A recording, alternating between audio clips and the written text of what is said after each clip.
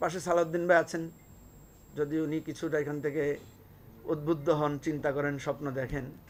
আর আশেপাশে তো মান্না ভাই, সাইফুল ভাই আছেন, ওনারাও যদি কখনো ভবিষ্যতে সরকারে যান আর আমরা যদি বিরোধী দলে থাকি, তাইলে আমরা ইনশাল্লাহ, তাইলে আমরা এই একটা ভবিষ্যতে একটা ভালো বাজেট, একটা ভালো রাষ্ট্র আমরা দেখার স্বপ্ন দেখি। তাহলে সরকারের উচিত হচ্ছে যখন সে একটা বাজেট দিবে, যেহেতু সরকারের পয়সা নাই, যেমন মান্না ভাই যদি আজকে অনেক বড় বাজেটের প্রোগ্রাম করতেন যে আমাদের সবাইকে আসার পরে একটা করে খাম দেওয়া হবে, আমরা যে টক শোতে যাই যেভাবে আমাদের একটা খাম ধরিয়ে দেয়, তারপরে এখানে অনুষ্ঠান শেষ করার পরে কাচ্চি বিরিয়ানি পরিবেশন করা হবে, যাওয়ার সময় একটা করে ব্যাগে কিছু গিফট দেওয়া হবে, আমার মনে হয় সেই সম্ভাবনা এখনো শেষ হয়ে যায়নি। সেই সম্ভাবনা সাইফুল ভাই বলছে এখনো সেই সম্ভাবনা আছে, একেবারেই নাই। তা এখন দেখেন, এরকম একটা বাজেট করেও তো মান্না ভাই প্রোগ্রামটা করতে পারতেন। নিশ্চয়ই আমি জানি মান্না ভাই এই রাজনীতি করেন না এবং এই পলিসিতে বিশ্বাস করেন না বলে উনার যদি কখনো সামর্থ্য হয় উনি এটা করবেন না। সাইফুল ভাই যেটা বলছেন সম্ভাবনা নাই, আসলে আমি মনে করি, কারণ এটা ভুল চিন্তা। আপনি মানুষকে সম্পৃক্ত করে একটা হ্যান্ডসাম বাজেট দিয়ে অনেক ভালো একটা সুন্দর প্রোগ্রাম বাস্তবায়ন করবেন, এটা হচ্ছে আপনার কৃতিত্ব। এই উপদেষ্টা পরিষদ যেহেতু অর্থনীতিবিদে সমৃদ্ধ, আমরা চেয়েছিলাম এরকম একটা চমক ওনারা আমাদেরকে দেখাতে পারেন কিনা। দুর্ভাগ্যবশত সেটা আমরা পাই নাই। ওনারা আমাদেরকে বলছেন এটা গতানুগতিক বাজেট, ওনারা আমাদেরকে বলছেন এটা আমরা কি করব, আমাদের আয়ের চাইতে ব্যয় অনেক বেশি। দেখেন, আমাদের এখানে যে দুর্নীতি হয়, লক্ষ কোটি টাকার দুর্নীতি হয়, কিন্তু আমাদের দেশে অনবরত ঋণ নির্ভর, ঘাটতি নির্ভর বাজেট করেই যাচ্ছে শুধু জনপ্রিয়তার জন্য।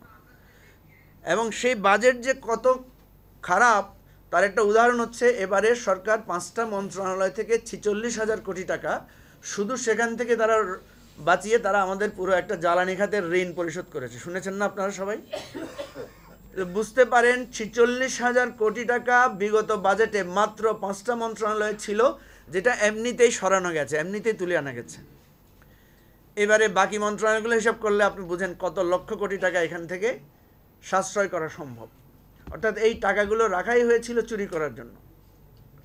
সুতরাং আমাদের দেশে এই যে 8 লক্ষ কোটি টাকা, প্রায় 7,90,000 কোটি টাকার বাজেট, এবং এরপরে দেখা যাচ্ছে প্রায় 3 লক্ষ বা তার চাইতে বেশি কোটি টাকার ঘাটতি।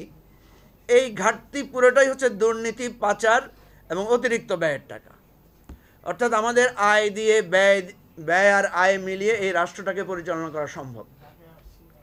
আরেকটা বিষয়, ছোট উদাহরণ, আমাদের সংসারে যখন ব্যয় বেড়ে যায়, আয় না বাড়ে, তখন আমরা ছেলে মেয়েদেরকে ডেকে বলি যে বাবা একটু খরচ কমাও। আমি নিজের অভিজ্ঞতা থেকে বলি, আমার ছেলে মেয়েরা একটা বাতি 2টা জ্বললে একটা বন্ধ করে দেয়, আপনাদেরও নিশ্চয় করে। একটা ফ্যান অযথা চললে বন্ধ করে দেয়। কেন দেয়? কারণ আপনি তাকে শিখিয়েছেন যে অযথা অপচয় করা যাবে না। আমাদের রাষ্ট্রে জনগণকে সম্পৃক্ত করে এই ব্যয় সংকোচনের নীতি আমাদেরকে শেখানো হয় না। সুতরাং আমি মনে করি সারা বছর বাজেট নিয়ে আলোচনা করতে হবে, সারা বছর আমাদের ঋণ, আমাদের এই দুর্দশার কথা মানুষকে উদ্বুদ্ধ করতে হবে, জনগণকে সম্পৃক্ত করে আমাদের দুর্নীতি দূর করা, অর্থ পাচার রোধ করা, ব্যয় সংকোচন করা। আমাদের এত এত বিশাল বিশাল মন্ত্রণালয়, বিশাল বিশাল অধিদপ্তর, আপনারা গেলে দেখবেন যে আননেসেসারি লোক রাখা হয়েছে। আমি ব্রিটিশদেরকে জিজ্ঞেস করেছিলাম যে তোমরা আমাদের দেশে এত আটদালি, মোসাহেব, বাবুর্চি, এত কিছু, এক একজন ডিসিএসপির বাসায় গেলে দেখবেন 15-20 জন কর্মচারী। অথচ ব্রিটিশদেরকে দেখলাম যে তারা কিন্তু তাদের নিজের ড্রাইভিং তারা নিজেরাই করে, তাদের পিয়ন দারোয়ানের সংখ্যা অনেক কম। তো তারা বলছে তোমাদের দেশে যখন আমরা কলোনি স্থাপন করেছি, এত দূরে আমাদের এখান থেকে কেউ যাইতে চাইতো না, তখন আমরা তাদেরকে প্যাকেজ দিতাম যে তোমার এই থাকবে, বাবুর্চি থাকবে 3-4 জন, তারপরে বাগান রক্ষা করার মালি থাকবে 4-5 জন। এই প্যাকেজ দিয়ে তাদেরকে আমরা পাঠিয়েছি। আমরা কিন্তু এখনও সেই প্যাকেজের মধ্যে আছি। একজন কর্মকর্তার বাসায় গেলে, বাড়িতে গেলে দেখবেন মন্ত্রীদের, সচিবদের, এসপিদের, ডিসিদের অর্ধেক কর্মচারী যদি আপনি কাটছাট করেন তাহলে সম্ভব। আর করোনা তো আমাদেরকে শিখিয়ে গেছে যে নিজে নিজেও আমরা বাঁচতে পারি চাইলে বিপদে পড়লে। তো 1 বছরের বা 2 বছরের জন্য যে লকডাউন দেওয়া হয়েছিল, যেভাবে বাংলাদেশের এই দুর্দশা, যে অর্থনৈতিক সংকট, এটা দূর করার জন্য জাতিকে একসাথে উদ্বুদ্ধ করে 2 বছরের আমাদের একটা সিরিয়াস কর্মসূচি দিলেই তো হয়ে যায়, যে জনগণকে বললেন যে এখন আমাদেরকে অল্প খায়া অল্প করে অল্প দিয়ে চলতে হবে, তাইলে তো আমাদের অনেক কিছু সাশ্রয় করা সম্ভব। এই ধরনের একটা বিপ্লবী বাজেট ছাড়া আমাদের দেশকে কখনো একটা মানে স্বয়ংসম্পূর্ণ এবং স্বনির্ভর বাজেটের জায়গায় আনা সম্ভব না।